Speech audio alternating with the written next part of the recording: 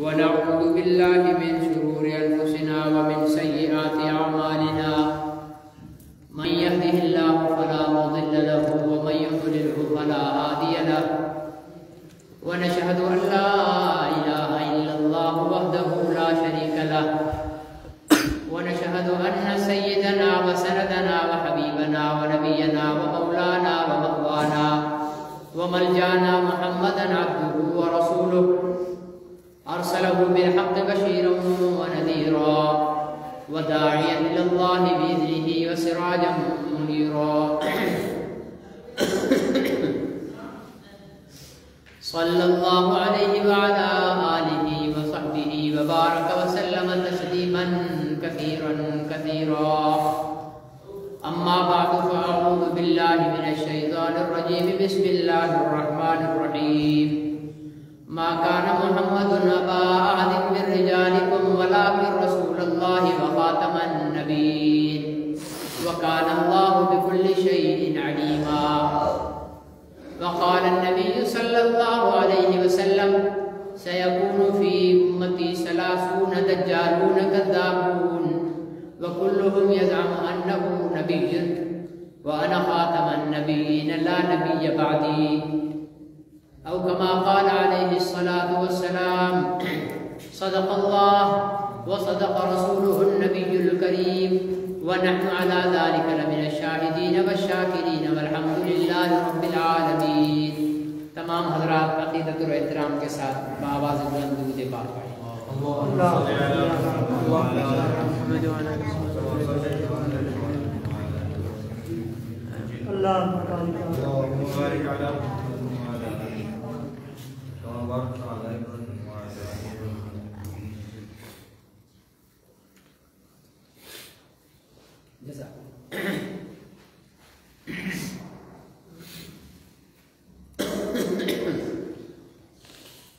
انتہائی قابل احترام بزرگوں بھائیوں، آپ اور میں یہاں ختم نبوت کی نسبت کے ساتھ جمع ہیں. اللہ تعالیٰ سے دعا ہے کہ اللہ تعالیٰ ہم سب کو زندگی کے آخری لمحے تک اس نسبت کے ساتھ قائم رہنے کی توفیق نصیب فرمائے، کیونکہ اسلام میں سب سے اہم ترین نسبت جو ہے وہ حضور علیہ السلام کے ختم نبوت ہے. ختم نبوت کے معنی کیا ہے؟ ختم نبوت کے معنی یہ ہے کہ حضرت محمد رسول اللہ صلی اللہ علیہ وسلم کے بعد اب قیامت تک کوئی اور نبی نہیں آئے گا. یہ ہو گئی ختم نبوت. حضور علیہ السلام سے پہلے جتنے بھی نبی آئے، ایک نبی کے بعد ایک نبی کے بعد ایک نبی آتے، شریعت پہنچاتے، دین کی تبلیغ کرتے، پھر وفات پا گئے تو ان کی شریعت منسوخ، ان کا دین منسوخ، پھر دوسرے نبی آ جاتے، پھر وہ فوت ہو جاتے تو پھر ان کی شریعت، ان کی کتابیں منسوخ. حضور علیہ السلام اور دوسرے نبیوں میں فرق یہ ہے کہ دوسرے نبی جتنے بھی اس دنیا میں آئے وہ محدود زمانے کے لیے آئے. کسی کی نبوت 100 سال چلی، کسی کی نبوت 200 سال چلی، کسی کی نبوت 900 سال چلی، اور پھر وہ علاقے کے اعتبار سے بھی مخصوص علاقے میں کوئی ایک شہر کا نبی بن کر آیا، کوئی ایک ضلع کا نبی بن کر آیا، کوئی ایک ملک کا نبی بن کر آیا، کوئی صرف ایک قبیلے کا نبی بن کر آیا. لیکن حضور علیہ السلام کی ختم نبوت جو ہے وہ زمانے سے بھی آزاد اور علاقے سے بھی آزاد. کیا مطلب؟ کہ آدم علیہ السلام سے لے کر قیامت تک آنے والے آخری انسان تک حضور علیہ السلام نے فرمایا سب کے لیے نبی بنا کر بھیجا گیا ہوں. اور پھر کیا کہ کسی ایک علاقے کے لیے نہیں ہے، بلکہ حضور علیہ السلام جو ہے پوری دنیا کے لیے ہیں. جتنا کرۂ ارض ہے ان سب کے لیے حضور علیہ السلام نبی بنا کر بھیجے گئے ہیں. پھر حضور علیہ السلام اور دوسرے نبیوں میں کیا فرق ہے؟ دوسرے انبیاء علیہ السلام جتنے بھی اللہ نے بھیجے وہ اپنی امتوں کے نبی ہیں، لیکن ہمارے نبی کے وہ امتی ہیں، ہمارے نبی کے وہ امتی ہیں. اس کا مطلب کیا ہوا کہ تمام نبی صرف نبی ہیں، ہمارے نبی نبی الانبیاء ہیں، مطلب نبیوں کے بھی نبی ہیں۔ حضور علیہ السلام کو اللہ تعالیٰ نے ختم نبوت عطا فرمائی۔ ختم نبوت کا کیا مطلب کہ اب کسی اور کو قیامت تک نبوت نہیں ملے گی، نہیں دی جائے گی، اب کوئی اور نیا نبی قیامت تک نہیں آئے گا۔ اس کا معنی ہے ختم نبوت۔ ختم نبوت کی اسلام کے اندر کیا حیثیت ہے؟ آپ اس سے اندازہ لگائیں کہ حضرت صدیق اکبر رضی اللہ تعالیٰ عنہ کے زمانے میں، بلکہ حضور علیہ السلام نے جب مدینہ منورہ ہجرت فرمائی تو جہاد فرض ہوا، تو مدینہ منورہ کے 10 سال میں حضور علیہ السلام نے 27 مرتبہ جہاد کیا۔ کتنی مرتبہ؟ 27 مرتبہ۔ آپ بولیں گے نا ساتھ کے ساتھ تو مجھے یہ احساس ہوگا کہ آپ سن بھی رہے ہیں اور سمجھ بھی رہے ہیں، ٹھیک ہے نا جی؟ ورنہ حالت کیا ہوگی؟ وہ ایک مولوی صاحب جو ہے وہ تقریر کر رہے تھے اور سامنے سننے والے آپ کی طرح نیند کر رہے تھے، تو مولوی صاحب نے کہا کہ بیاج لینا دینا حرام ہے، بیاج لینا دینا حرام ہے، بالکل حرام ہے، بیاج کھانے والا اللہ سے جنگ کرنے والا ہے۔ ایک سامنے بیٹھا ہوا سو رہا تھا اور اونگ رہا تھا، جھول رہا تھا۔ اس وقت جب مولوی صاحب یہ کہہ رہے تھے تو اس نے سمجھا کہ پیاز لینا دینا حرام ہے۔ اس نے کیا سمجھا؟ پیاز لینا دینا حرام۔ اب سارا اس کا کاروبار پیاز کا تھا، پورے شہر میں سب سے بڑا پیاز کا ٹھیکیدار تھا۔ اب اس نے علماء کی بات کو مانتا بھی تھا بیچارہ۔ اب اس نے کیا کیا؟ جیسے جلسے کی دعا ہوئی، دعا کے بعد سیدھا گھر گیا اور جو پیاز کی بوریاں رکھی تھی اٹھا کر باہر پھینک رہا تھا۔ بیوی نے کہا نیک وقت خدا کے بندے ہوا کیا ہے، کیوں پیاز پھینک رہا ہے باہر؟ کہا کہ رات مولوی صاحب نے بیان کیا، انہوں نے کہا ہے کہ پیاز لینا دینا حرام ہے، اس لیے بھائی میں تو پیاز نہیں رکھوں گا۔ اب ساری بوریاں باہر گلی میں پیاز ہی پیاز ہو گئے۔ صبح کو فجر کی نماز پر جو لوگ نکلے تو دیکھا کہ گلی میں پیاز ہی پیاز ہے، پیاز کی بارش ہوئی ہے، کیا ہوا ہے؟ تو پیاز والے کا دروازہ کھٹکھٹایا تو اس کی گھر والی نے کہا بھائی آپ کا بھائی رات مولویوں کے جلسے میں چلا گیا تھا، وہاں سے واپس آ کر اس نے سارے پیاز ہوئے، پتہ نہیں مولوی صاحب نے اس کو کون سا مسئلہ بتا دیا، پیاز پھینک دیے۔ اس کو بلایا تو ایک پیاز کیوں پھینکے؟ بولا بھائی مولوی صاحب نے جلسے میں کہا تھا کہ پیاز لینا دینا حرام ہے، اس لیے میں نے پھینک دیا۔ جب حرام ہے تو پھر کیا کرنا ہے ان کا؟ انہوں نے کہا مولوی صاحب نے ایسا نہیں کہا ہوگا بھائی۔ بولا پھر میں خود سنا، میں نے خود، کسی کو یہ نہیں بتا رہا کہ میں سویا ہوا تھا، بولا میں نے خود سنا ہے۔ اب جناب وہ سارے بھائی جلسہ کہاں تھا؟ بھائی رشید کالونی میں تھا۔ اچھا بھائی مول صاحب کون سے آدمی؟ قاری کامران صاحب آئے ہوئے تھے۔ بھائی چلو قاری کامران صاحب سے رابطہ کرتے ہیں، قاری صاحب یہ آپ نے کون سا مسئلہ بیان کیا ہے؟ ہمارے رشید کالونی کے پیاز کے بہت بڑے تاجر تھے، انہوں نے تو سارے پیاز باہر پھینک دیے۔ بھائی کیا ہوا؟ وہ کہہ رہے ہیں کہ جناب آپ نے جو ہے رات فتویٰ دیا ہے کہ پیاز لینا دینا حرام ہے۔ اب مولوی صاحب کی سر پکڑ کر بیٹھ گئے کہ میں نے تو پیاز کے حرام ہونے کا فتویٰ ہی نہیں دیا ہے۔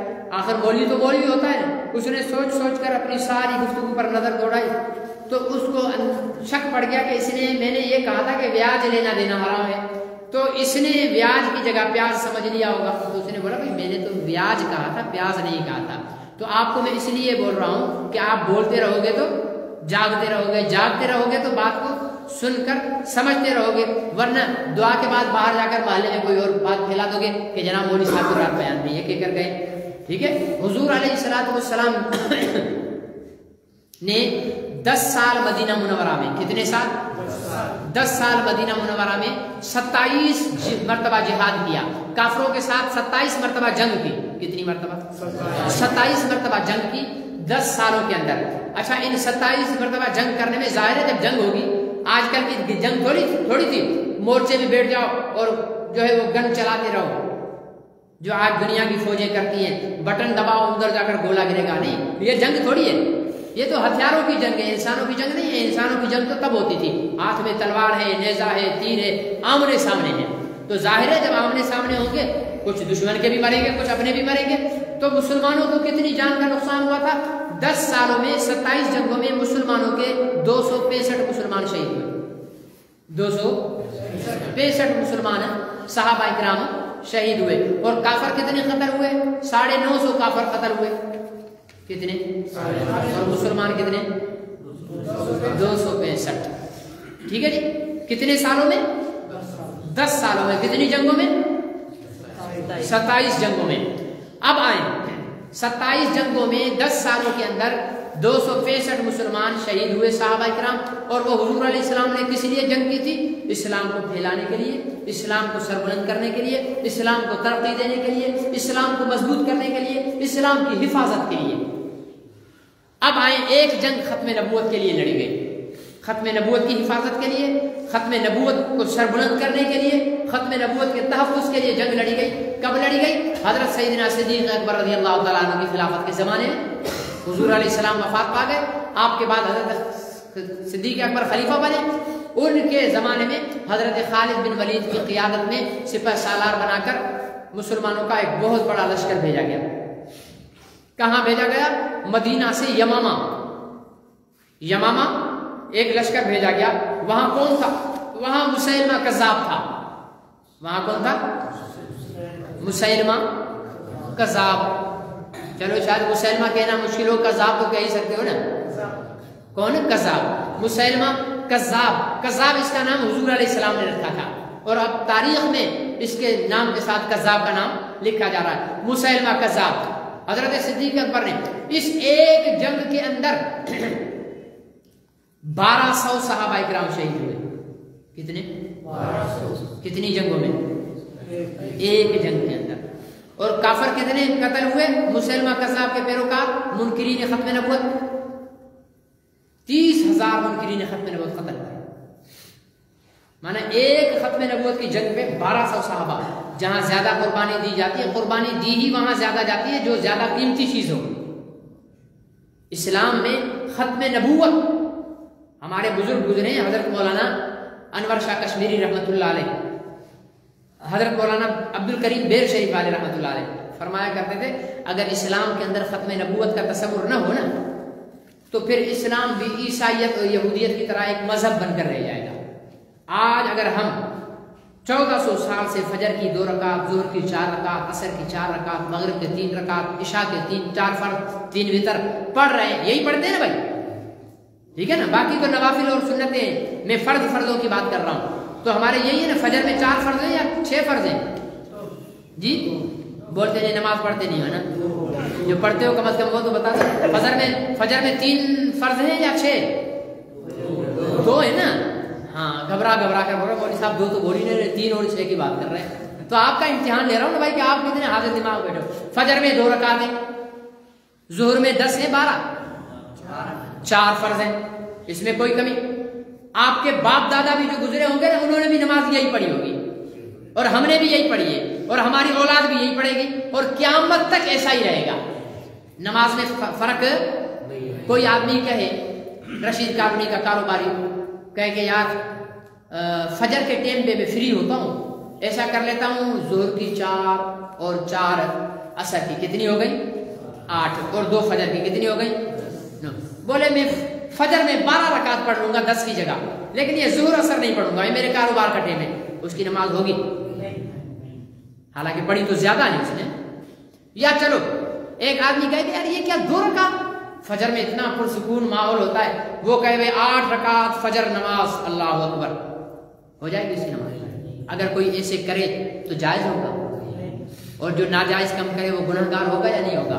مطلب وہ نماز پڑھ کر بھی گناہگار ہوگا، صحیح ہے یا غلط ہے؟ تو یہ حضور علیہ السلام کی ختم نبوت کی برکت ہے کہ دین میں کوئی تبدیلی۔ اچھا، ایس پی صاحب ہمارے ضلع کے داڑھی مونچھ چٹ ہو، ٹھیک ہے نا، سر پہ ٹوپی بھی نہیں ہو، پینٹ شرٹ پہنی ہو، آپ کے مصلی پر آ کر نماز پڑھائے، آپ پڑھو گے اس کے پیچھے؟ کیوں؟ سنت نہیں ہے اس کو، وہ عالم نہیں ہے، ایسا ہے یا نہیں ہے؟ تو یہ کیوں ہے؟ یہ حضور علیہ السلام کی ختم نبوت کا صدقہ ہے کہ آپ کے بعد کوئی نبی نہیں آئے گا، اس لیے اللہ نے آپ کے دین کو محفوظ کر لیا ہے۔ لیکن حضور علیہ السلام نے ہمیں یہ خبردار کیا کہ میری امت میں میرے بعد 30 دجال پیدا ہوں گے، ان میں سے ہر ایک نبوت کا دعویٰ کرے گا، لیکن تم نے ان کی بات کو نہیں ماننا ہے، تم نے میری بات کو ماننا ہے کہ میں اللہ کا آخری نبی۔ پھر حضور علیہ السلام نے ایک مثال دی، یوں انگلی، یہ درمیان والی انگلی، یہ شہادت کی انگلی، فرمایا انا والساعۃ کہاتین، میں اور قیامت اس طرح ہیں۔ کیا مطلب؟ فرمایا کہ جس طرح اس انگلی اور اس انگلی کے درمیان کوئی تیسری انگلی ہے، نہیں ہے نا، تو فرمایا میرے اور قیامت کے درمیان کوئی نبی بھی نہیں ہوگا۔ جس طرح اس انگلی اور اس انگلی کے درمیان اگر کوئی تیسری انگلی آ جائے تو وہ اچھی لگے گی یا بری؟ عیب لگے گا یا حسن؟ عیب لگے گا نا۔ تو فرمایا کہ اسی طرح میرے اور قیامت کے درمیان اگر کوئی نبی آ جائے تو وہ عیب ہوگا، وہ برا ہوگا۔ اور پھر فرمایا کہ جس طرح اس انگلی اور ان دونوں انگلیوں کے درمیان تیسری انگلی آ جائے تو آپ اس کا آپریشن کٹواؤ گے یا نہیں کٹواؤ گے؟ آپریشن آپ حالانکہ وہ آپ کے گوشت کا حصہ ہے، آپ کے جسم کا حصہ ہے، ٹھیک ہے نا، لیکن چونکہ یہاں فطرت میں نہیں ہے، یہاں فطرت میں تیسری انگلی نہیں ہے، اس لیے آپ پیسہ بھی دو گے، وقت بھی لگاؤ گے، اپنا خون بھی نکل، ظاہر کاٹے گا تو اندر سے سونا نکلے گا، خون نکلے گا، خون نکلے گا نا، تو اپنا خون بھی بہاؤ گے لیکن انگلی کٹواؤ گے، ڈاکٹر کی منتیں کرو گے، درد بھی آپ کو ہوگا، پیسہ بھی آپ کا جائے گا، خون بھی آپ کا جائے گا، وقت بھی آپ کا جائے گا۔ حضور علیہ السلام نے فرمایا جس طرح ان دو انگلیوں کے درمیان تم تیسری انگلی کو برداشت نہیں کر سکتے، اسی طرح میرے اور قیامت کے درمیان کسی اور نبی کو برداشت نہیں کرنا۔ جس طرح تم اس تیسری انگلی کو ختم کرنے کے لیے اپنا پیسہ بھی لگاؤ گے، اپنی جان بھی لگاؤ گے، اپنا خون بھی بہاؤ گے اور اپنا وقت بھی لگاؤ گے، اسی طرح میرے اور قیامت کے درمیان اگر کوئی جھوٹا نبی کھڑا ہو جائے تو اس کے خلاف لڑنے کے لیے اپنی جان بھی لگانا، اپنا مال بھی لگانا، اپنا وقت بھی لگانا اور اپنا خون بھی بہانا، لیکن میرے اور قیامت کے درمیان کسی نبی کو برداشت نہیں کرنا ہے۔ یہ حضور علیہ السلام اب ہمارے ذمے ہے، ہمارے ذمے کیا ہے کہ حضور علیہ السلام کے بعد جو نبوت کا دعویٰ کرے ہم نے اس کا مقابلہ کرنا ہے۔ ہم نے کیا کرنا ہے؟ آپ تو ڈر ڈر کر مقابلہ کر رہے ہو، جیسے ابھی میں آپ کو کلاشن کوفے بانٹوں گا اور کہوں گا کہ بھائی یہ کلاشن کوف لو، چلو جناب جو ختم نبوت کے منکر ہیں ان کو جا کر قتل کریں۔ بھائی ڈرو نہیں، میں کوئی کلاشن کوف کیا، میں تو غلیل بھی نہیں دوں گا تم لوگوں کو، لیکن جو شریعت کا مسئلہ ہو اس کو بولنا تو مجاہدوں کی طرح چاہیے نا۔ تو منکرین ختم نبوت کا ہم نے کیا کرنا ہے؟ مقابلہ کرنا ہے۔ کیا کرنا ہے؟ مقابلہ کرنا ہے۔ اب منکرین ختم نبوت اس دور میں کون ہیں؟ منکرین ختم نبوت اس دور میں قادیانی ہیں۔ کون ہے؟ قادیانی ہیں۔ یہ کہاں سے پیدا ہوئے، کہاں سے اٹھے؟ مرزا غلام احمد قادیانی، مرزا غلام احمد قادیانی 1889 میں 1889 میں یہ قادیان میں کھڑا ہوا۔ اس نے پہلے مہدی ہونے کا دعویٰ کیا، پھر مسیح ہونے کا دعویٰ کیا، اور پھر اس نے مجدد ہونے کا دعویٰ کیا، پھر بولا کہ میں آدم ہوں، پھر بولا میں ابراہیم ہوں، پھر کہا میں شیس ہوں، پھر کہا میں نوح ہوں، پھر کہا کہ میں عیسیٰ ہوں، پھر کہا کہ میں موسیٰ ہوں، پھر کہا کہ میں محمد رسول اللہ ہوں، اور پھر کہا کہ میں محمد رسول اللہ سے بھی افضل ہوں۔ یہ دعوی کیے۔ غلام احمد قادیانی انگریز کے دور میں پیدا ہوا، مر گیا۔ پاکستان جب بنا 47 میں تو پاکستان کے پہلے گورنر جنرل کا نام کیا تھا؟ جس نے پاکستان بنایا تھا، کس نے بنایا تھا؟ علامہ اقبال نے۔ ہاں جی، بھٹو نے بنایا تھا، علامہ اقبال نے بنایا تھا، قائد اعظم نے بنایا تھا۔ شکر ہے یہ بات تو یاد ہے آپ لوگوں کو، ٹھیک ہے نا۔ یہ قائد اعظم محمد علی جناح مرحوم نے پاکستان بنایا تو پاکستان کے پہلے گورنر جنرل وہ تھے۔ پھر انہوں نے اپنی کابینہ بنائی، کابینہ میں ایک وزیر خارجہ مقرر کیا۔ وزیر خارجہ کون تھا؟ وہ قادیانی تھا۔ محمد علی جناح کو اس وقت تک پتہ نہیں تھا کہ قادیانیوں کے عقائد کیا ہیں، ٹھیک ہے، اسے کچھ پتہ نہیں تھا۔ محمد علی جناح کو وزیر خارجہ ظفر اللہ خان قادیانی کو بنایا۔ ظفر اللہ خان قادیانی 47 میں وزیر خارجہ بنا، 48 میں قائد اعظم محمد علی جناح اللہ کو پیارے ہو گئے۔ ان کا جنازہ رکھا ہے، ٹھیک ہے، پوری کابینہ بیٹھی ہے۔ جنازہ پڑھانے کے لیے حضرت مولانا علامہ شبیر احمد عثمانی رحمۃ اللہ علیہ وہ جنازہ پڑھانے کے لیے مصلی پر کھڑے ہیں۔ تو ظفر اللہ خان قادیانی صف میں نہیں کھڑا ہوا ہے، الگ کونے میں کھڑا ہوا ہے، بیٹھا ہوا ہے۔ اس سے کسی نے پوچھا کہ جناب آپ کیوں نہیں نماز پڑھ رہے ہو قائد اعظم محمد علی جناح کی؟ تو اس نے کہا کہ میری نظر میں یہ کافر ہے اور میں مسلمان ہوں۔ کیوں؟ اس لیے کہ قادیانیوں کی نظر میں جو غلام احمد قادیانی کو محمد رسول اللہ، جو غلام احمد قادیانی کو اللہ کا نبی اور محمد رسول اللہ کے برابر نہیں مانتا ہے وہ کافر ہے۔ آپ مانتے ہو؟ نہیں، بولتے نہیں۔ آپ مانتے ہو؟ نہیں مانتے ہیں۔ ہمیں کچھ بھی کہہ لیں لیکن ہم حضور علیہ السلام کے بعد کسی کو اللہ کا نبی نہیں مانتے ہیں۔ قادیانیوں کا عقیدہ ہے کہ جو غلام احمد قادیانی، خود غلام احمد قادیانی نے لکھا ہے کہ میری کتابوں کو جو محبت کی نظر سے نہیں دیکھتا ہے اور میری پیروی نہیں کرتا ہے اور مجھے نہیں مانتا ہے وہ جنگلوں کے سور ہیں، ان کی بیویاں کتیوں سے برتر ہیں اور ان کی مائیں رنڈیوں سے بدتر ہیں. یہ اس کی اپنی کتابوں میں لکھا ہوا ہے. اب آپ بتاؤ کہ آپ میں سے کون مانتا ہے غلام محمد قادیانی کو؟ اس کی کتابوں کو کوئی محبت سے دیکھے گا؟ نہیں. اس کے نام کو کوئی محبت سے دیکھے گا؟ ہم کو قادیانی نام ایک دفعہ لیں گے اور اس کو گالی 100 دفعہ دیں گے. اتنی نفرت کرتے ہیں نا ہم تو قادیانیوں سے، لیکن وہ یہ ہمارے لیے نظریہ رکھتے ہیں. 48 میں قائد اعظم محمد علی جناح فوت ہو گئے. 1949 میں امیر شریعت سید عطا اللہ شاہ بخاری رحمۃ اللہ علیہ، یہ ایشیا کے سب سے بڑے خطیب تھے. کہتے ہیں کہ جب قرآن پڑھنے بیٹھتے تھے اسٹیج پر کھڑے ہو کر، میں تو کتنی تقریر کر لوں گا، آدھا گھنٹہ، پونا گھنٹہ، 1 گھنٹہ، اور زیادہ چیخ لوں تو 1.5 گھنٹہ. میں نے اپنی زندگی میں لمبی سے لمبی تقریر 3.25 گھنٹے کی ہے. اس سے پرانی بات ہے، اب تو بوڑھا ہو گیا، پرانی بات ہے. 3.25 یا 3.5 گھنٹے کی تقریر میں نے کھڑے ہو کر جامع مسجد میں عشاء کی نماز کے بعد شروع کی، تراویح کے بعد 27 رمضان کو، اور صبح کے 3 ساڑھے 3 بجے تقریر ختم کی. اتنی لمبی.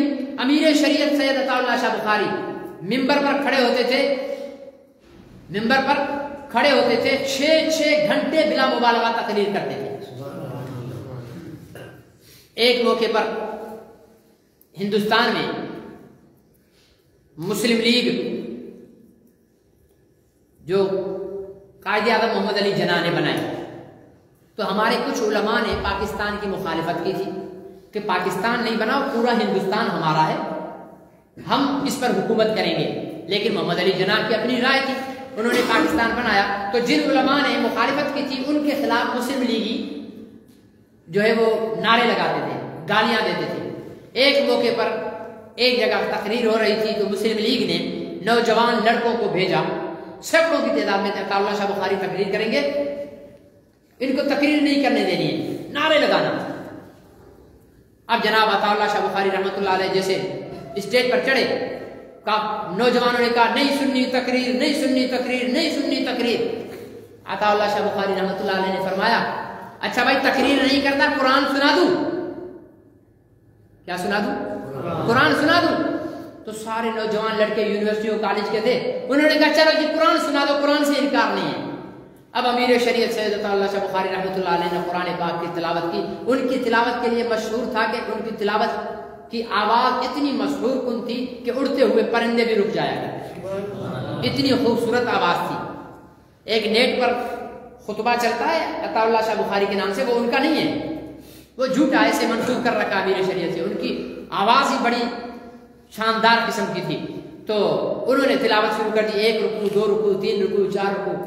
پھر فرمانے لگے اگر اتنا خوبصورت قرآن پڑھا کہ جتنے شرارت کرنے کے لیے آئے ہوئے تھے نا، جلسہ خراب کرنے کے لیے، ان ساروں پر روب پڑ گیا. فرمایا کہ اب اجازت ہو تو ترجمہ کر دوں. اب ترجمہ شروع کر دیا، ترجمہ پورا ہوا. فرمایا کہ اب اجازت ہو تو اس کی تفسیر بھی کر دوں. اب جب تفسیر شروع کی تو پوری تقریر کر دی، فجر ہو گئی. تو یہ عطا اللہ شاہ بخاری رحمۃ اللہ علیہ تھے. بر صغیر میں انگریز کو لوہے کے چنے چمبانے والے تھے.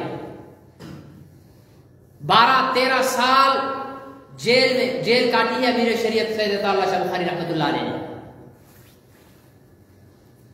ان امیر شریعت نے 1949 میں ملتان میں ایک جماعت بنائی، ایک تنظیم بنائی. کس کام کے لیے؟ کہ محمد رسول اللہ کی ختم نبوت کی حفاظت کرے گی، محمد رسول اللہ کی عزت اور ناموس کا تحفظ کرے گی یہ تنظیم، محمد رسول اللہ صلی اللہ علیہ وسلم کے حق کے لیے لڑے گی یہ تنظیم. ابھی تو ہمارے پاس ہر ایک کے حق کے لیے تنظیم ہے، ٹھیک ہے نا. راجپوتوں کے حق کے لیے الگ تنظیم، انڈھڑوں کے حق کے لیے الگ تنظیم، میواتیوں کے حق کے لیے الگ تنظیم، پہوروں کے حق کے لیے الگ تنظیم، چانڈیوں کے حق کے لیے الگ تنظیم، سندھیوں کے حق کے لیے الگ تنظیم، مہاجروں کے حق کے لیے الگ تنظیم، پنجابیوں کے حق کے لیے الگ تنظیم. پھر ٹیچروں کی الگ تنظیم کہ ٹیچروں کے حق لے گی، پروفیسروں کی الگ تنظیم کہ پروفیسروں کا حق لے گی، ٹھیک ہے نا جی. پولیس والوں کی اپنی الگ تنظیم کہ پولیس والوں کے حق لے گی. ہر ایک کی تنظیم ہے. ہم سب اپنے اپنے حق لینے لگ جائیں تو محمد رسول اللہ صلی اللہ علیہ وسلم کے حق کی کون بات کرے گا؟ ہے نہیں سوچنے والی بات. امیر شریعت سید عطا اللہ شاہ بخاری رحمۃ اللہ علیہ نے जमात बनाई। उस जमात और तंजीम का नाम रखा मजलिस तहफ़्फ़ुज़ ख़त्म नबूवत। क्या नाम रखा? मजलिस तहफ़्फ़ुज़ ख़त्म नबूवत, पाकिस्तान। और उस वक्त इस जमात की रुकनियत की फीस थी 1 रुपया 1 साल की फीस, कि जो बंदा 1 रुपया मजलिस तहफ़्फ़ुज़ ख़त्म नबूवत को जमा कराएगा वो 1 साल के लिए इस जमात का मेंबर होगा। मौलाना अशरफ अली थानवी रहमतुल्लाह अलैह का नाम तो सुना होगा कुछ लोगों ने। हमारे देवबंदी मसलक के बहुत बड़े आलिम दीन थे, 1200 के करीब इन्होंने किताबें लिखी हैं। उनके पास ये हजरात गए कि हजरत हम आपके पास आए हैं, मजलिस तहफ़्फ़ुज़ ख़त्म नबूवत हुज़ूर अलैहिस्सलाम की ख़त्म नबूवत के तहफ़्फ़ुज़ के लिए बनाई है, आप इसके मेंबर बने, 1 रुपया 1 साल की फीस है। अमीर शरीयत सैयद अता शाह बुखारी रहमतुल्लाह अलैह ने जब दावत दी तो हजरत थानवी रहमतुल्लाह अलैह ने 25 रुपए निकाल कर दिए। कितने रुपए? साल की कितनी फीस थी? अब 25 रुपए दिए तो कितने साल के हो गए? 25 साल के। फरमाया कि ये 25 साल की मेरी फीस है, मुझे 25 साल के लिए खत्म नबूवत का मेंबर बना दो। अगर इन 25 साल के अंदर मर गया तो मेरी बख्शिश के लिए इतना ही काफी है कि मैं मोहम्मद रसूलुल्लाह की खत्म नबूवत का मेंबर होकर मरा हूं। एक बात। दूसरी बात, हजरत मौलाना सैयद अनवर शाह कश्मीरी रहमतुल्लाह अलैह दारुल उलूम देवबंद के मुहद्दिस कबीर हैं। वो हज पे जा रहे थे। कहां जा रहे थे? हज पे जा रहे थे। ढाबेल रेलवे स्टेशन पर बैठे हुए थे कि ट्रेन के जरिए पहुंचे और वहां से सफर हज शुरू करें। तो एक टेलीग्राम आया। कहां से? बहावलपुर से। बहावलपुर में क्या हुआ था? बहावलपुर सुना है आप लोगों ने? सऊदी अरब का शहर है ना? कहां का? अच्छा, पाकिस्तान का। पाकिस्तान में बहावलपुर है। वहां पर एक अंग्रेजों के दौर में, पाकिस्तान बनने से पहले, एक लड़की और लड़के का निकाह किया गया। आपस में रिश्तेदार थे, निकाह हो गया।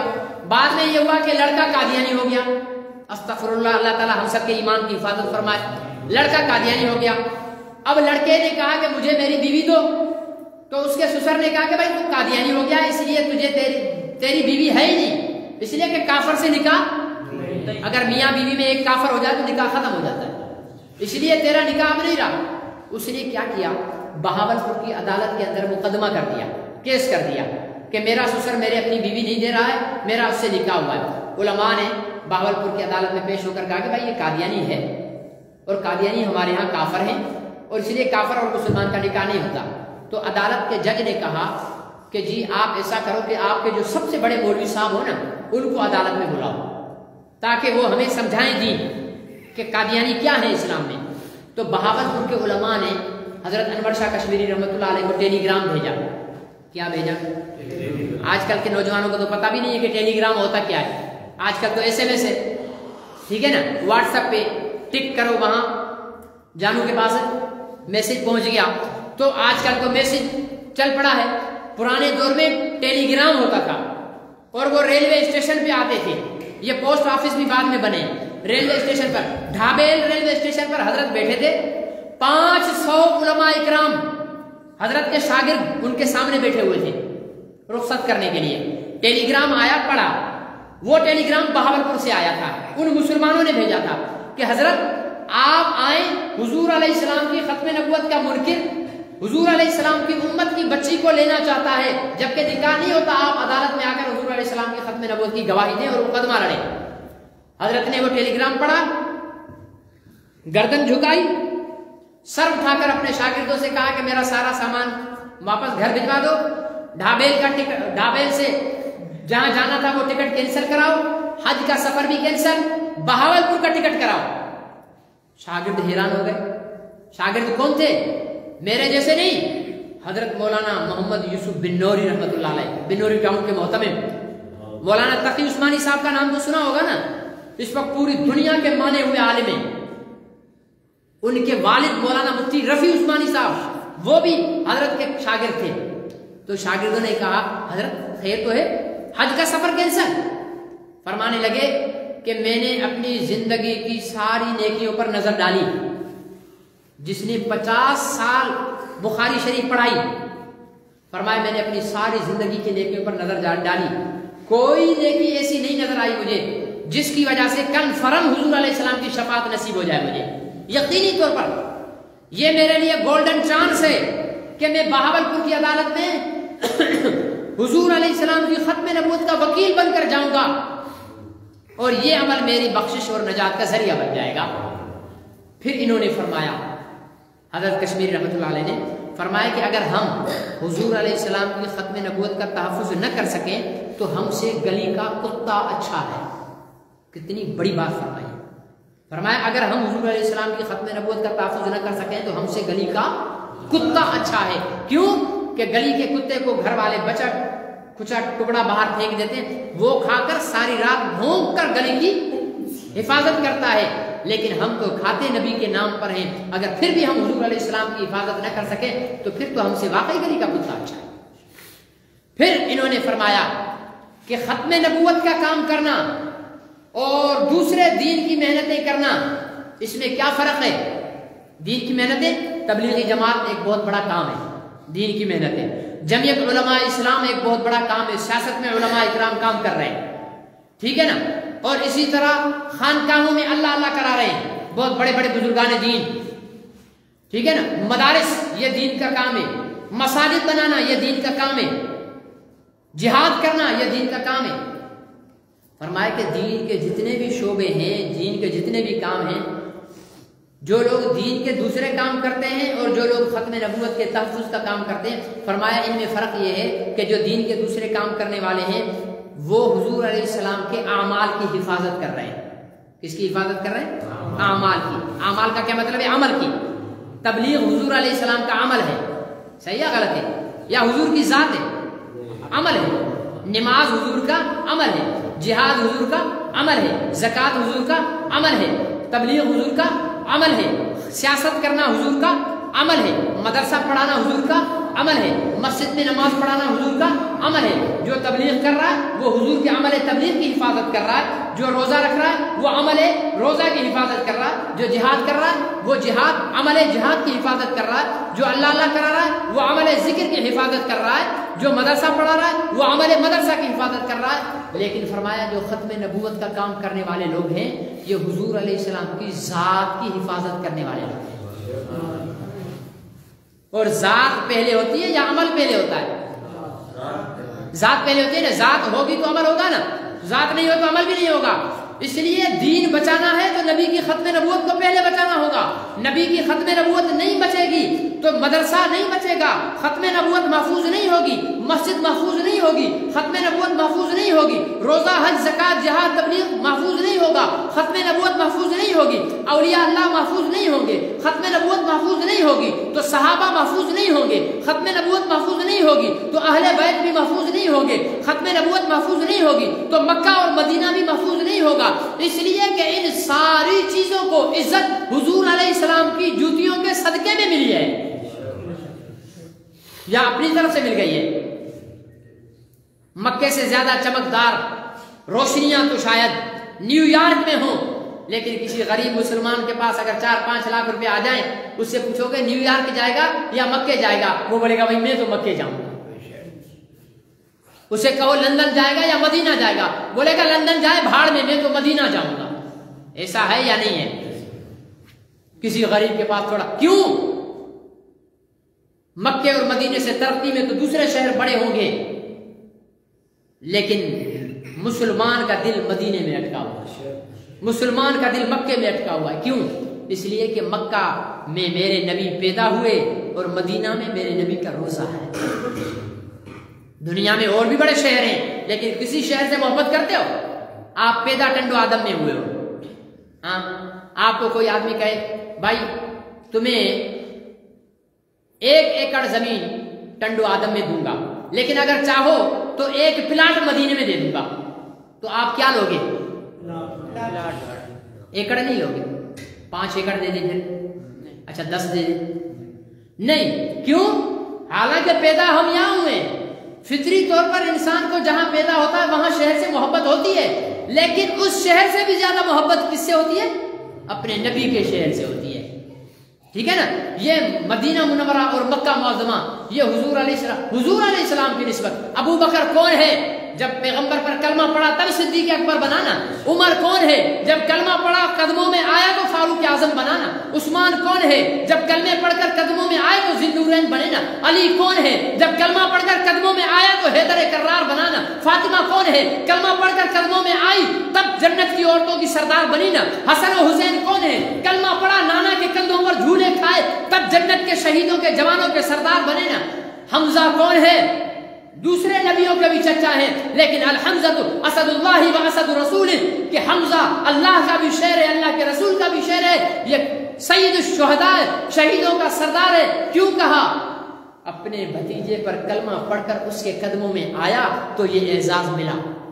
دنیا کی جتنی عزتیں ہیں پیغمبر کی جوتی کے تلوے کے نیچے ہیں، اس سے اوپر کچھ نہیں ہے. تو ہماری ذمہ داری ہے کہ ہم حضور علیہ السلام کی ختم نبوت کا تحفظ کریں. کرنا چاہیے یا نہیں؟ انشاءاللہ سب کی مریل شریعل آ رہی ہے. یا تو میری بات سمجھے نہیں ہو، مولوی صاحب نے ساری رات تقریر کی یوسف زلیخا کی، یوسف زلیخا، یہ یوسف زلیخا. شام صبح جب دعا ہوا ہو گئی فجر کی نماز کے بعد ایک آدمی بیٹھا، حضرت یہ تو بتائیے کہ زلیخا مرد تھا یا عورت تھی؟ ساری رات متھا لگایا مرد تھا. بھائی اتنا تو سمجھے ہو کہ ہمارے اوپر حضور علیہ السلام کا حق ہے یا نہیں ہے یا نہیں؟ کوئی حضور علیہ السلام کی ختم نبوت کا مقابلہ کرے تو ہمیں حضور علیہ السلام کی ختم نبوت کی حفاظت کرنی چاہیے یا نہیں؟ اسی مقصد کے لیے عالمی مجلس تحفظ ختم نبوت جس جماعت کی بنیاد امیر شریعت سید عطا اللہ شاہ بخاری رحمۃ اللہ علیہ نے رکھی تھی، وہ قاضی احسان احمد شجابادی، حضرت مولانا محمد یوسف بنوری، حضرت مولانا محمد علی جالندری، حضرت خواجہ خان محمد، ان حضرات کی عمارت سے ہوتی ہوتی آج ہمارے امیر مرکزیہ حضرت مولانا پیر طریقت خواجہ حافظ ناصر الدین خاکوانی دامت برکات العالیہ ہمارے امیر مرکزیہ ہیں، اور ہمارے ناظم اعلیٰ حضرت مولانا عزیز الرحمان جالندری دامت برکات العالیہ ہیں. ان کی قیادت اور سیادت میں عالمی مجلس تحفظ ختم نبوت پوری دنیا میں قادیانیوں کا مقابلہ کر رہی ہے، جو حضور علیہ السلام کے حق کے لیے لڑ رہی ہے. آپ راجپوت ہوں گے تو راجپوتوں کی حق والی جماعت میں جائیں گے، آپ سندھی ہوں گے تو سندھی حقوق کی جماعت میں جائیں گے، آپ مہاجر ہوں گے مہاجروں کے حقوق کے لیے لڑیں گے. لیکن یاد رکھو کوئی بھی قوم تمہیں قبر میں نہیں بچا سکتی، کوئی بھی قوم تمہیں میدان حشر میں نہیں بچا سکتی.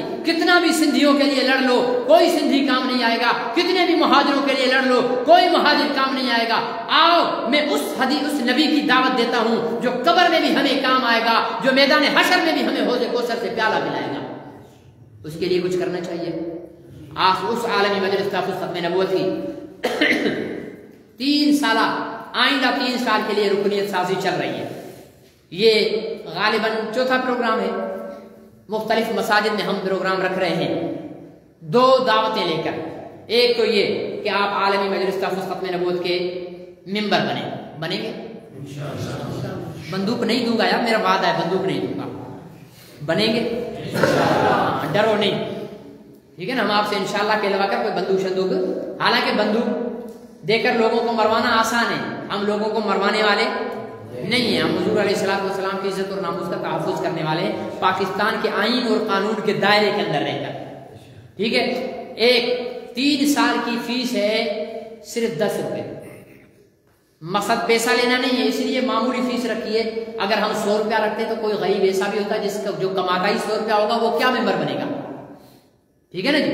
تو 10 روپے بزرگوں نے فیس رکھی ہے 3 سال کی. ہم رکنیت فارم لے کر آئے ہیں.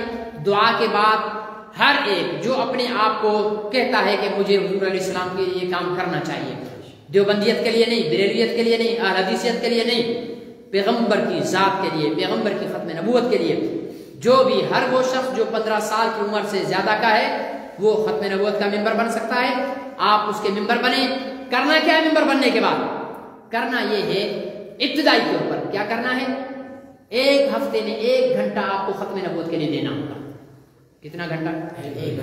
1 ہفتے میں پتہ ہے کتنے گھنٹے ہوتے ہیں؟ 172 گھنٹے ہوتے ہیں. کتنے؟ 172 گھنٹوں میں سے 171 گھنٹے آپ اپنے لیے لگائیں، 1 گھنٹہ حضور علیہ السلام کے لیے، جس نے آپ کے لیے پیٹوں پر پتھر باندھے تھے، جس نے آپ کے لیے پتھر کھا کر بھی دعائیں دی تھی، جس نے 3 سال شاہ ابی طالب میں فاقوں میں زندگی گزار کر بھی آپ کو دعائیں دی تھی، اس نبی کے لیے ہفتے میں 1 گھنٹہ دو گے؟ کیا کرنا اس 1 گھنٹے کے اندر؟ اپنے محلے میں جمعہ پڑھو، جمعہ پڑھ کے کھانا شانا کھا کے 3 بجے ختم نبوت کے مرکز جامع مسجد میں پہنچ جاؤ۔ 3 بجے سے 4 بجے تک وہاں مشورہ ہوتا ہے، جو ہے وہ میٹنگ ہوتی ہے، اجلاس ہوتا ہے، ختم نبوت کے کام کو کس طرح کرنا ہے، کس طرح کہاں کہاں اس چیز کی ضرورت ہے، کہاں کوئی قادیانی ہے، کوئی ہمارے جان پہچان والے ایسے دوسرے شہروں میں ہیں جو جہاں قادیانی رہتے ہیں، ہم ان کو خبردار کریں، وہ وہاں پر قادیانی کے خلاف کام کریں۔ یہ ہمارا کام ہے، کریں گے؟ مشکلیں آسان ہیں، آسان ہے تو پھر کریں گے۔ دوسری دعوت آپ کو یہ دینی ہے کہ ہر سال عالمی مجلس تحفظ ختم نبوت کے زیر اہتمام ختم نبوت کانفرنس ہوتی ہے جناح روڈ پر۔ اس سال 40ویں سالانہ ختم نبوت کانفرنس انشاءاللہ العزیز 25 فروری آج کیا تاریخ ہے؟ 25، ٹھیک ہے نا، 25 تاریخ ہے، تو 25 سے 25 1 مہینہ پورا ہے آپ کے پاس، اس کی دعوت چلائیں۔ 25 تاریخ کو انشاءاللہ العزیز ختم نبوت کانفرنس ہو رہی ہے جامع مسجد ختم نبوت کے اندر، صبح 10 بجے سے لے کر رات دیر تک۔ اپنی بیماری کے لیے بھی تو دکان بند کرتے ہو نا، بیگم صاحبہ بیمار ہو جائے تو ٹھیلا روک لیتے ہو نا، ہاں، ابا جی بیمار ہو جائیں تو ڈیوٹی پر نہیں جاتے ہو نا۔ جب ابا کے لیے بھی ڈیوٹی چھوڑ سکتے ہو، اماں کے لیے بھی دکان چھوڑ سکتے ہو، اور بیگم صاحبہ کے لیے بھی دہاڑی چھوڑ سکتے ہو، تو سال میں 1 دہاڑی اپنے نبی کے لیے بھی چھوڑ دو۔ چھوڑو گے؟ 25 فروری کو آج سے عہد کر لو کہ 25 فروری کو میں نے کام پہ نہیں جانا، میں نے دکان نہیں کھولنی، میں نے ٹھیلا نہیں لگانا، میں نے مزدوری پہ نہیں جانا۔ 25 فروری بروز جمعۃ المبارک میرا حضور علیہ السلام کے لیے وقف ہے۔ صبح سے آ کر کھانا وانا کھا کے ناشتہ واشتہ کر کے 9-10 بجے آ کر مسجد میں بیٹھ جاؤ، جامع مسجد میں۔ پورا دن کانفرنس ہوگی، علماء کے بیانات ہوں گے، رات کو بھی علماء اکرام کے بیانات ہوں گے۔ جب دعا ہو اس کے بعد آپ حضرات دعا سے فارغ ہو کر پھر اپنے گھروں کی طرف آئیں۔ سال میں 1 موقع آتا ہے، اس 1 موقع میں بھی اگر ہم کہیں گے یار یہ کام نپٹا لوں، یہ کام، سارے کام پوری زندگی کرتے رہو، کانفرنس والا 1 دن حضور علیہ السلام کے لیے وقف کر دو۔ اور دوسرا، اس کانفرنس کے دعا کرو اللہ تعالیٰ قبول فرمائے اور اللہ تعالیٰ اس کے تمام ضروریات کو پورا فرمائے۔ اور ظاہر ہے اتنی بڑی کانفرنس ہوگی، ہزاروں لوگ آئیں گے، بہت بڑی تعداد میں پورے ملک سے علماء اکرام آئیں گے، بریلیوں کے علماء آئیں گے، اہل حدیثوں کے علماء آئیں گے، دیوبندیوں کے علماء آئیں گے، جماعت اسلامی والے آئیں گے، JUP والے آئیں گے، JUI والے آئیں گے، ہر جماعت سے علماء اکرام آئیں گے، بیانات ہوں گے ختم نبوت پر، تو ہزاروں عوام آئے گا، ظاہر ہے گاؤں گوٹھوں سے آئیں گے، تو ان کو ہم نے کھانا بھی کھلانا ہوگا، ٹھیک ہے نا۔ پچھلے سال جو کانفرنس ہوئی تھی تقریباً اللہ تعالیٰ کمی بیشی معاف فرمائے 1.5 لاکھ روپے کے قریب خرچ ہوا تھا۔ پچھلے سال پیٹرول کتنے روپے لیٹر تھا؟ سال پورا ہو گیا۔ عمران خان کی حکومت ماشاءاللہ تیزی سے ہر چیز ترقی کر رہی ہے، اس نے بولا تھا نا میں ملک کو ترقی کراؤں گا، پیٹرول میں ترقی ہو گئی، گھی میں ترقی ہو گئی، 150 روپے والا گھی 450 روپے میں کلو بک رہا ہے، ہر چیز میں ترقی ہو گئی ہے، تو مہنگائی بڑھ گئی ہے۔ صرف ہم نے تخمینہ لگایا تھا جو علماء اکرام آئیں گے، تقاریر بیانات کریں گے، ان کے آنے جانے کے اخراجات جو ہم نے لگائے تھے، ظاہر ہے کوئی سکھر سے آ رہا ہے، ٹنڈو آدم گاڑی پر، اپنی گاڑی پر، خرچہ تو ہوگا نا اس کا، ہم بلا رہے ہیں تو خرچہ ہم دیں یا وہ خود ہی کر لیں؟ ہم دیں گے نا، جب ہم بلا رہے ہیں تو ہم دیں گے نا، ٹھیک ہے نا۔ کوئی کراچی سے آ رہا ہے، کوئی ملتان سے آ رہا ہے، سفر کر کے، صرف علماء اکرام کے اخراجات جو تھے تقریباً بھی 80-85 ہزار روپے کے قریب پہنچے، جا کر 1.25 لاکھ روپیہ، اور باقی پھر کھانا۔ یہ تو شکر ہے کہ اس دفعہ جماعت نے مشورہ کر لیا کہ بھائی ساتھیوں نے مشورہ کیا کہ مسجد میں کریں گے، اور ویسے اچھا کام مسجد میں ہی ہونا چاہیے، ٹھیک ہے نا۔ سب سے بڑا عبادت ہے حضور علیہ السلام کی ختم نبوت کا تحفظ، تو مسجد میں ہونا چاہیے، تو اسٹیج، لائٹنگ، یہ سارا خرچہ بچ گیا۔ باقی جو ہے اتنے لوگ آئیں گے ان کو کھانا کھلانا ہوگا، 15-20 دیگیں، ایک دیگ کتنے کی بن رہی ہے آج کل؟ 3000 کی۔ گوشت والی چھوڑو، اقبال بھائی گوشت والی کھلانا چاہتے ہیں تو 6000 روپے بتا رہے ہیں، کوئی بالکل سادی کھلانا چاہتا ہے تو 3000 بتا رہا ہے، جو درمیانی کھلانا چاہتا ہے تو وہ 4000 بتا رہا ہے۔ ہم 6,000 بھی نہیں لیتے, 3,000 بھی نہیں لیتے, 4,000 روپے لگائیں تو 10 دیگوں کے کتنے ہوں گے؟ 40,000, اور 20 دیگوں کے 80,000 روپیہ صرف عوام کے کھانے کا. اب علماء اکرام کو کھانا کھلایا جائے گا, پورے شہر کے علماء آئیں گے, گرد و نواح کے علماء. ایک تو وہ علماء ہیں جو بیانات کریں گے, ایک وہ علماء ہیں جو شرکت کرنے کے لیے تشریف لائیں گے. 200 کے قریب علماء اکرام, ان کو کھانا کھلایا جائے گا, ان کے اخراجات الگ ہیں. آسان طریقہ ہے. آپ اپنے ماں باپ کے لیے صدقہ خیرات کرتے ہو نا, بھائی آج فلانے کی خیرات ہے, آج فلانے کی خیرات ہے, کس کو بلاتے ہو؟ میرے کو بلاؤ گے, میں ویسے ہی گھر میں روٹی کھاتا ہوں. کسی چودھری کو بلاؤ گے, وہ ویسے ہی روٹی کھاتا ہے. آپ یہ خیرات کے پیسے جمع کرو, 25-24 تاریخ کو آپ حافظ طارق صاحب کو کہو کہ حضرت میں نے یہ پیسے اپنے ابا کی خیرات کرنی تھی, ایک دیگ میری طرف سے کانفرنس کے آنے والے مہمانوں کے لیے, میری طرف سے, یہ میرے دادا کی طرف سے ایک دیگ مہمانوں کے لیے. آسان کام ہے بھائی, ثواب کا ثواب مل جائے گا اور ختم نبوت میں حصہ بھی بن جائے گا. اور بالکل ہی جو میرے سے بھی زیادہ شوم ہے, کنجوس ہے, تو اس کے لیے آسان سا راستہ ہے, ٹھیک ہے نا. آج کل ماوے گٹکے کا دور ہے, یہ تو صحت کے لیے بہت اچھا ہے نا, ماوا وغیرہ کھانا بہت اچھا ہے نا, تکڑا طاقتور ہو جاتے ہیں نا. تو یہ نقصان دہ ہے, زہر ہے. کتنے کی پوڑی آتی ہے؟ اللہ اکبر. ایک موالی کتنی پوڑیاں کھا جاتا ہے؟ 10-15. چلو 5 لگا لو, 50 کی پوڑی ہے تو 5 پوڑیوں کے کتنے ہو جائیں گے؟ 250 روپے. ہم اسے کہتے ہیں بھائی تو گٹکا نہیں کھا, 250 روپے میں سے 200 روپے کے تو بادام لے کر کھا لے. 100 روپیہ روزانہ حضور علیہ السلام کے ختم نبوت کے لیے جمع کرنا شروع کر دے. 50 روپیہ روزانہ حضور علیہ السلام کے ختم نبوت کے لیے جمع کر. ہماری قوم بہت کنجوس ہے. میرا اسکول ہے نا, تو وہاں پر لوگ آتے ہیں, مولوی صاحب کتنی فیس ہے بھائی؟ 300 روپے. یہ تو بہت زیادہ ہے. میں نے بولا تیرا دوسرا بچہ کہاں پڑھتا ہے؟ کہنے کہ سائیں وہ پروجنیٹر میں. وہاں کتنی؟ بولا 1500 روپے. میں نے بولا میری ماں تھوڑی سی تو شرم کر لے, یہاں 300 روپے دیتے ہوئے موت آ رہی ہے, وہاں 1500 روپے دے رہی ہے, ٹھیک ہے نا. 300 روپے میں بھی کروں, 300 روپے. اچھا 300 روپے فیس نہیں دینی, لیکن بچے کو روزانہ 50 روپے خرچی دے کر بھیجتے ہیں. روزانہ 50 مہینے کے کتنے ہو جاتے ہیں؟ 1500 روپے. بچے کو خرچ کرنے کے لیے 1500 دے رہے ہیں. یہ ہماری قوم کی حالت ہے. لیکن فیس کے 300-400 روپے بخار چڑھ رہا ہے. تو بھائی وہ تو بچوں کی تعلیم ہے, یہ تو حضور علیہ السلام کے ختم نبوت ہے. روزانہ آپ میں سے جتنے بھی میرے نوجوان بھائی بزرگ بیٹھے ہوئے نا, روزانہ 50 روپے الگ جمع کرنا شروع کر دو. اپنی بیگم کو دے دو کہ یہ ختم نبوت کے لیے. اپنے بچوں کو خرچی دیتے ہو نا, ان سے بھی کہو بیٹا یہ 50 روپے کھلے کرواؤ, 10 روپے اپنی امی کے پاس رکھواؤ ختم نبوت کے لیے. چھوٹے بچوں کو سبق دو, اپنی بچیوں کو, ان کو ختم نبوت سنیں گے نا, کیونکہ جس چیز پر پیسہ لگتا ہے نا اس کی قدر ہوتی ہے. جب بچے پیسہ ختم نبوت پر لگائیں گے نا تو ان کو تجسس ہوگا کہ یہ ختم نبوت ہے کیا, وہ سمجھیں گے. تو اپنے بچوں سے بھی جمع کرواؤ. 50 روپے 30 دن تک اگر آپ رکھو تو 1500 روپے ہو گئے. ہر آدمی آسان. ابھی اگر 1500 روپے نکلواؤ نا, میرے سے بھی نکلواؤ گے نا, میرا 103 بخار آ جائے گا, ٹھیک ہے نا جی, کیونکہ 1500 ہے نا. لیکن اگر 50 روزانہ نکال کر رکھتا رہوں تو مہینے میں 1500 روپے پورے ہو جائیں گے. 24 تاریخ کو حافظ طارق صاحب کو آپ سب آ کر جمع کراؤ. جناب یہ میری طرف سے, یہ میری طرف سے, یہ میری طرف سے, اور جس کو اللہ نے 50 سے زیادہ کی گنجائش دی ہے وہ آ کر حافظ صاحب کو لکھوا دے کہ جناب 2 دیگیں میری طرف سے ہوں گی, 1 دیگ میری طرف سے ہوگی. تو بھائی یہ آسان طریقہ ہے یا مشکل طریقہ ہے؟ آسان ہے. بولو مولوی صاحب ہے تو آسان, لیکن تھوڑا سا مشکل بھی ہے, ٹھیک ہے نا. یہ ہوٹل پر 4 دوستوں کو بٹھا کر کھانا کھلایا, 2000 روپے خرچ کر دیے, وہ آسان ہے, ٹھیک ہے نا. چائے پر لے کر گئے 10 دوستوں کو 50 کے حساب سے چائے پلا دی, وہ آسان ہے. لیکن حضور علیہ السلام کی ختم نبوت کے لیے شیطان مشکل بنائے گا. آپ شیطان کی اس پر مشکل پر لات مارو, اپنے نبی کے غلام بنو, اپنا مال بھی نبی کے نام پر خرچ کرو, اپنا وقت بھی نبی کے نام پر خرچ کرو, اپنی جان بھی نبی کے نام پر خرچ کرو. اللہ مجھے اور آپ کو عمل کی توفیق نصیب فرمائے.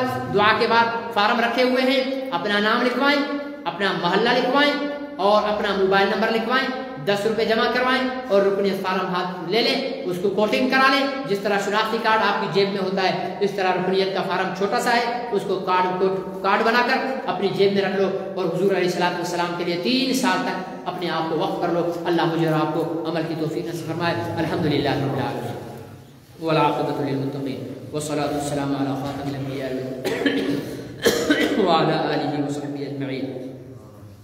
اللهم احسن عاقبتنا في الامور كلها واجرنا من خزي الدنيا وعذاب الاخره. اللهم حبب الينا الايمان وزينه في قلوبنا وكره الينا الكفر والفسوق والعصيان واجعلنا من الراشدين. یا اللہ جو کچھ کہا سنا اس پر عمل کی توفیق نصیب فرما، سن کر سمجھنے کی توفیق نصیب فرما، سمجھ کر اس پر عمل کرنے کی توفیق نصیب فرما. یا اللہ ہم سب کو حضور علیہ السلام کی ختم نبوت کے لیے عالمی مجلس تحفظ ختم نبوت کے پلیٹ فارم پر اپنی موت تک قائم و دائم رہ کر کام کرنے کی توفیق نصیب فرما. یا اللہ کابرین کی جماعت مجلس تحفظ ختم نبوت کے ساتھ مل کر کام کرنے کی توفیق نصیب فرما.